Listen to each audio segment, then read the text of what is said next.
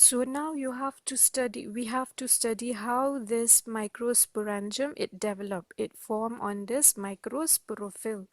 Now the development of the microsporangium in Pinus is eusporangiate type. Remember, eusporangiate type meaning this sporangium actually it originate from a group of initial cells. Okay, from a group of initial cells. So let us take a look at the development of the microsporangium. Here you can see there are a group of initial cells in the microsporophyll. Okay, and the development is that these hypodermal cells here, okay, on the dorsal surface of the microsporophyll. Okay, this is the microsporophyll. So in this dorsal surface there are a group of initial cells, okay, which will give rise to the microsporophyll. So those hypodermal cells on the upper surface on the dorsal surface of the microsporophyll, they start behaving as sporangial initial cells. Now these cells, they divide by periclinal division. You can see periclinal, that means parallel to the cell. They divide by periclinal division to form the outer primary. Okay, you can see here the outer primary wall cells and also the inner primary uh, sporogenous cell. You can see this one in the inner portion is the primary sporogenous cell, whereas the other one is the outer primary parietal cells. Okay, so these sporangial initial, they divide by periclinal division to form the outer primary parietal cell and the inner primary sporogenous cells, or the archisporium.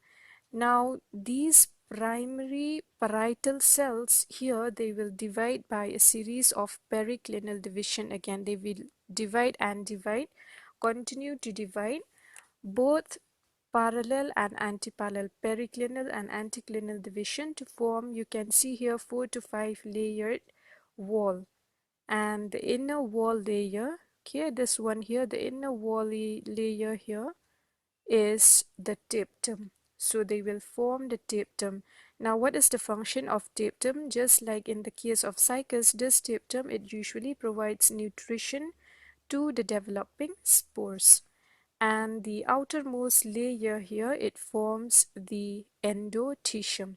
Okay, so the primary sporogenous tissue here, this sporogenous cells here, the primary sporogenous cells, they will divide by repeated division to form sporogenous tissue, which finally differentiate into spore mother cells. You can see when they divide and redivide to form the spore mother cells here inside.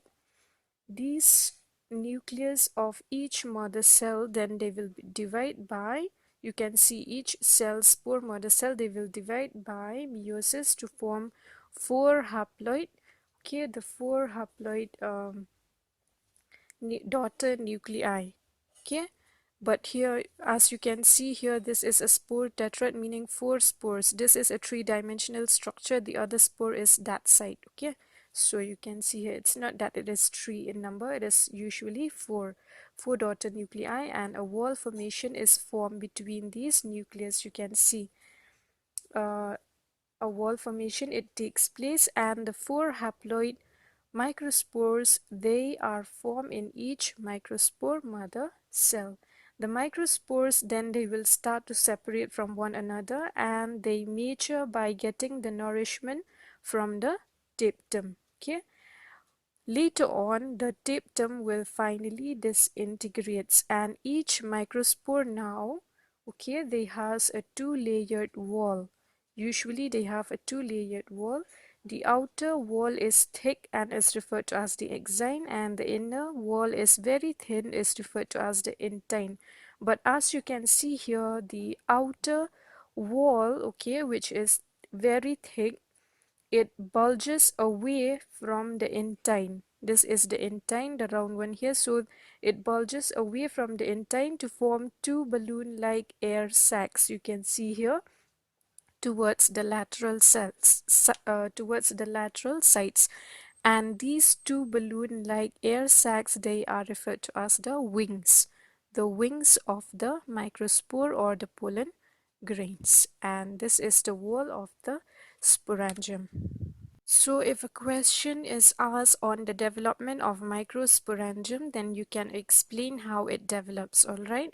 But if the question it comes, okay, like if they ask only on the structure, not the whole development process, but only on the structure of the mature microsporangium, that is this one, the mature microsporangium here, how you will explain that each microsporangium is small sessile.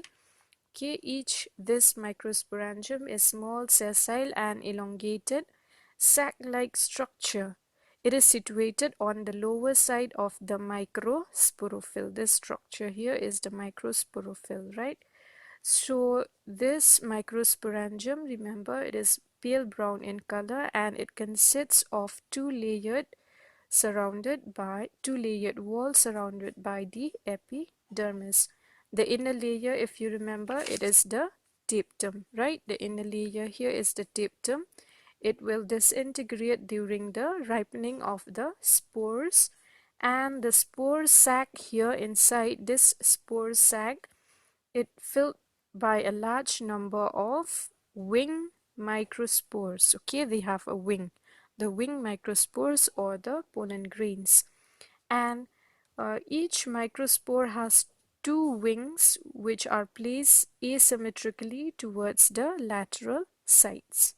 When mature, this microsporangium, okay, when mature, this microsporangium which contain the microspore, it will dehisce by a longitudinal slit. Okay, it will split along the cone axis. And as a result, when it split, a large number of these pollen grains, they will get released to the air. And they usually get released in a huge amount, a huge number, forming a cloud, okay? And that cloud is often called a shower of sulfur dust. Remember, girls, this shower of sulfur dust, it used to come in the exam. They used to ask why they are referred to as a shower of sulfur dust, because they resembles the dust of sulfur. They are yellow in color. You must have seen the spores of Pinus everywhere. Okay, those cloud, the huge amount of pollen grains, they are referred to as shower of sulfur dust.